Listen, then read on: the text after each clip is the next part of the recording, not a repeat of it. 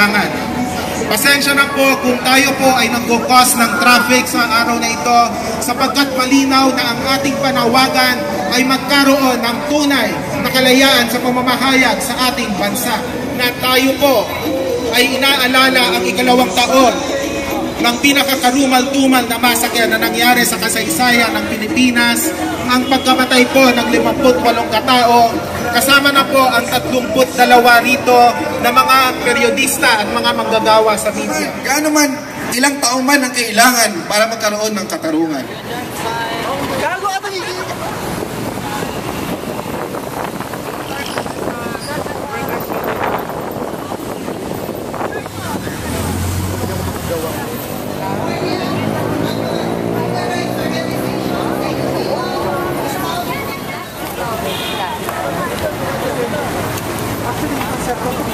Western, US, and other more advanced countries.